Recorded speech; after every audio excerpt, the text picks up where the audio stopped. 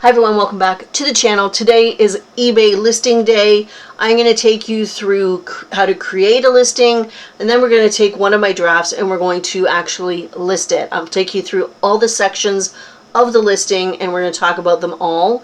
I am going to touch on the shipping when I do the listing, but at the end of the video I'm going to go a little more in depth with shipping because it's complicated and there's a lot of components to it. So we're going to get started. First off, you're going to go into your seller hub, which I find under my eBay and selling. We are at my active listings page here. We're going to go over here to the listings tab and bring down the drop down menu. We're going to go to create a listing. This is the page that pops up. We're going to tell us what you're selling. We are selling a Zaya active white t-shirt, and that's what I'm going to put in, and I'm going to search. The next page that pops up has on the right hand side all these listings. So these are going to be used if you want to sell similar. You're going to click on one of these and you can sell similar with them. I personally prefer to just list on my own because I normally will cross list from Poshmark, and a lot of my stuff is already filled in for me. So we're going to just continue down here at the bottom without a match. Now, this is where you're going to select the condition of your item. This is important. Make yourself aware of the definitions that eBay uses for each of these things. New with tags, new without tags, new with defects, or pre-owned. Make sure that you know. It's very important that you select the right one. I know that my item is pre-owned, so I'm going to click that and I'm going to come down to the bottom, continue to the listing. Now what's going to pop up is the draft page where you have to fill in all the good information, your photos, etc. So I've already started my draft, so we're going to go back right now just till we get to my draft, and I'm going to show you from there. Alright, so photos, you get 24 photos on eBay, which is a lot. Use as many as you possibly can. Title, your title is your calling card. Make sure you get all of your keywords in there and all the right information in there. You get 80 characters. Use as many as you possibly can. The next section is this list faster section. This just helps. They take words from the title and they help you to list your specifics a little bit faster, which is great. But I do find that not all of them are right. So I will click on, if it's right, I will click on it. It will fill that out. Otherwise, I just leave them blank. If they are all correct, push select all, and all of that will be populated into your specifics, which is great, saves you time. The next section is the custom label SKU. This is where I put my inventory association, so I know that this has been cross-posted, it's in filing cabinet number 1, and it's in drawer 4. You can also put in your cost of goods, any other notes about the item. Only you, the seller, sees this. Next one, the item category. This one is put into activewear, tops and clothing, shoes, and women accessories, women's clothing, activewear. If you're not satisfied with this category, if you click on that, it will come up with other suggestions for you. Pick the one that you like the best and that fits your item the best. The next is store category. This is if you have a store and people are searching through your store, it helps them to filter to what they want to look at. So mine is top, and there it goes. Easy peasy. Now, item specifics. This is where it gets a little bit, whatever. So required. These are the specifics. I can't say the word anymore. But these are the ones that you absolutely need to fill out. They need to be there. Otherwise, the listing won't go through. So I have my brand. I have my size type, my size. We're going to get back to color in a second. The department, it's women's, and it's a t-shirt. With color, eBay only allows you to select one. If you notice on drop-down menus that if it's like this, it means you can only select one item. So a lot of my colors are multicolor because if they have more than one color, that's what it is. But one trick that I have learned from Paul is that you could type in white with a comma, blue with a comma, yellow with a comma, and pink, and you just go down here to the little plus, and that's what will show up. And I've been doing that a little bit more lately. So all of my required specifics are filled out, so I am good to move on to all the additional item specifics. These are optional. I do recommend that you fill in as many as you possibly can because it does help with search. Some of them make no sense and you can just ignore them and forget about them, but you want to fill in as many as you can. So it's a basic style t-shirt. It's got a crew neck. The performance or activity, this one's cool. We're going to click it. If you notice that your drop down menu has little boxes, that means that you can click on any, all, whatever ones you want to, and they will all show up here. Those are great for keywords. These ones are fantastic for keywords. Fill in as many as you think absolutely fits. Okay?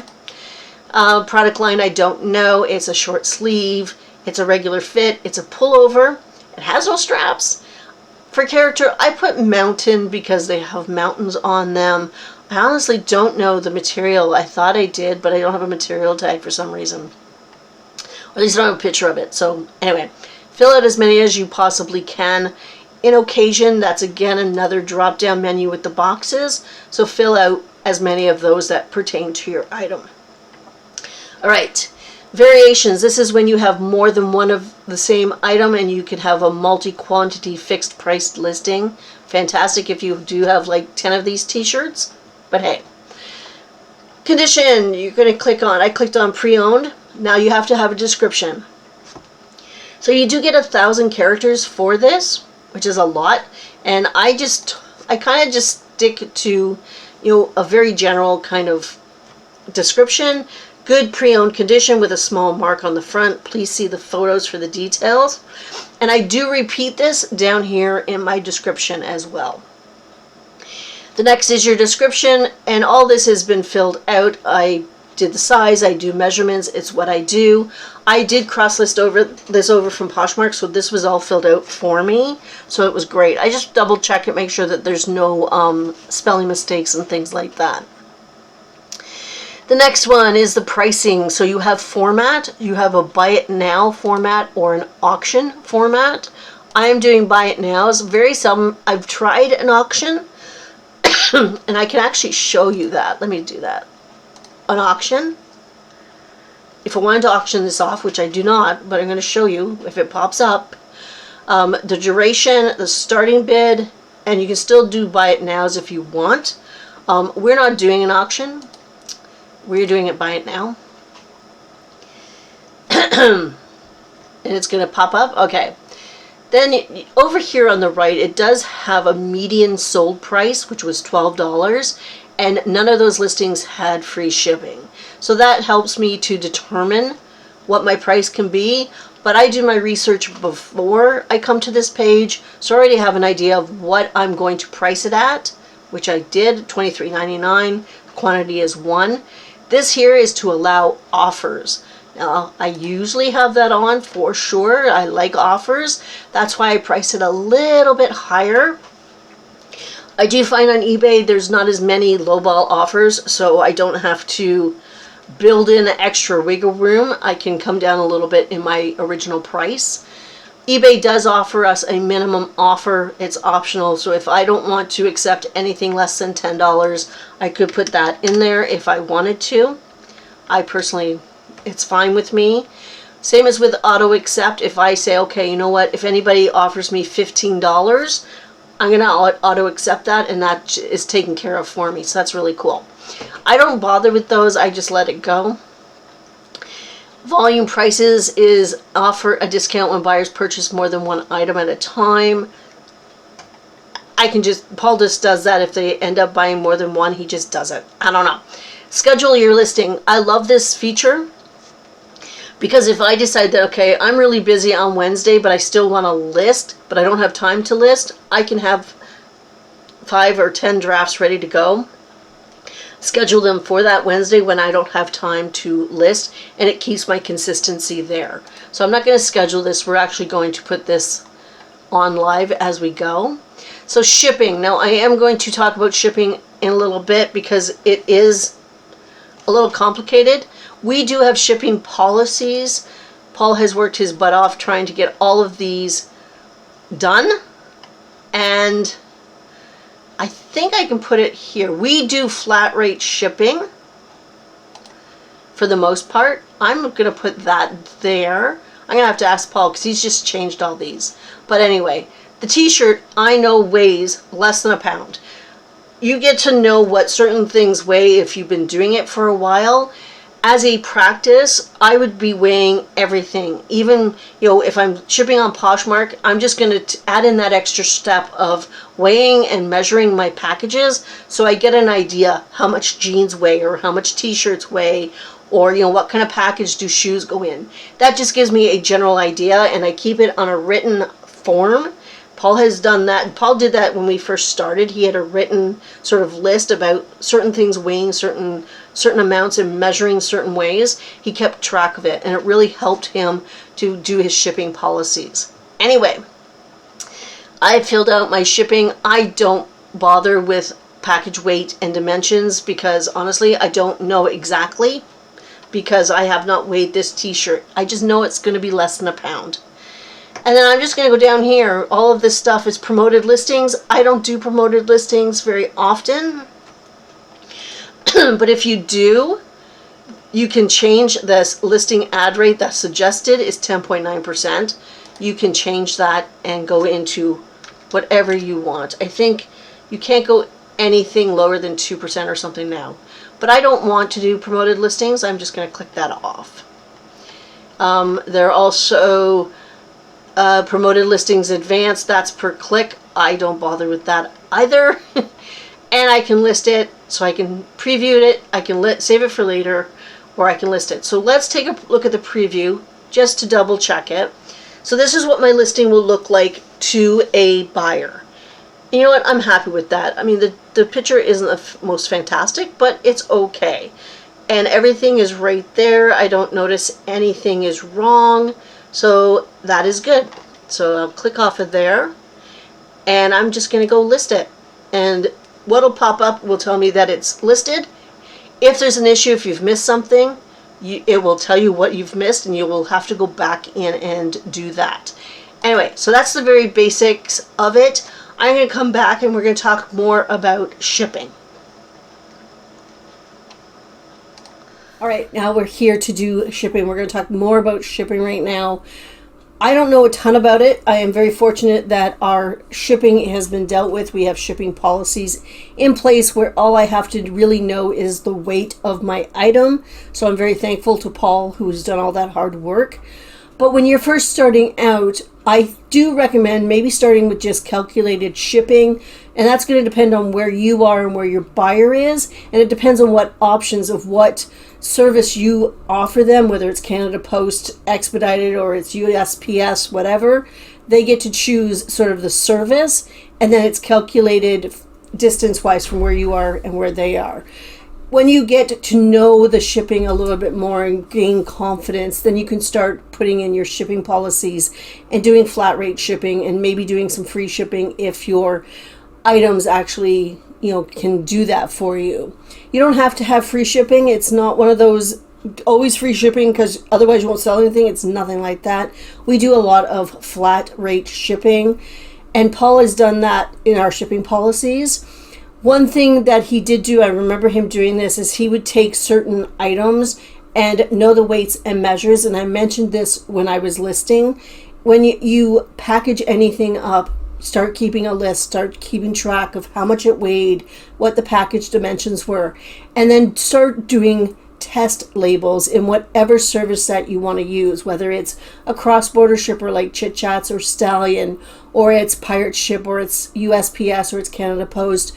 Do some test labels and take addresses as far away from where you live as possible, because that will give you the most amount that the shipping would cost. You come up with some sort of average to come to your flat rate shipping. It is a good sort of practice to get used to weighing and measuring, and that's really what I can leave you with today, because the shipping is really there's so many components to it, and there's so many different ways to do it, and I know that it is the number one way that most new people from on eBay get overwhelmed. So I understand that. But if you start slow and just do it, that is the key. You have to start it. And I know it's a big step, but you know what? Along the way, you may make a couple of mistakes. You may pay more for shipping than the buyer paid, and that happens to everyone, regardless of what they say. But you got to start. When you start, you will get into it, and the more you do it, the better you'll get. And 6 months down the road, you'll be like, oh wow, I know this. This is really cool. So my suggestion is to maybe start with calculated shipping, or even try flat rate shipping to see if you can work it out that way. But always start by weighing and measuring everything that you package up in your house, and keep a list so that you get to know what things weigh and what package size you need to have. So what I will say is, over the next couple of weeks, I'm going to lasso Paul and get him to sit down and talk more about shipping and how to set up the policies.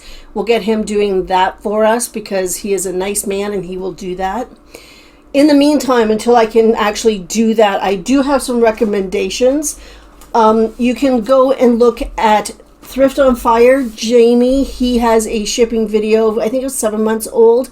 And also Reselling with John has a reselling video. Of course he does. He has a shipping video from 5 months ago. Those are two Canadians that deal with eBay, and they have some shipping videos that may help you. In the US, I know that I like to watch Hilo's World. He is a newer YouTuber, and I'm not 100% sure if he has a shipping one. I hope he does. If not, Shed Flips. I am definitely a shed head. I will always recommend Lonnie and Candace. And they do have shipping videos and how to set things up in their library of videos, so I do recommend them. Also, you can just go into YouTube and search shipping on eBay from Canada, from the United States, wherever it is you are, and videos will pop up. So I will be working on getting a shipping video out that is a little more in depth. We're going to lasso Paul and we're going to make him do it. And that's it. So I hope everybody has a fantastic week. I am done. I will see you next time. Bye.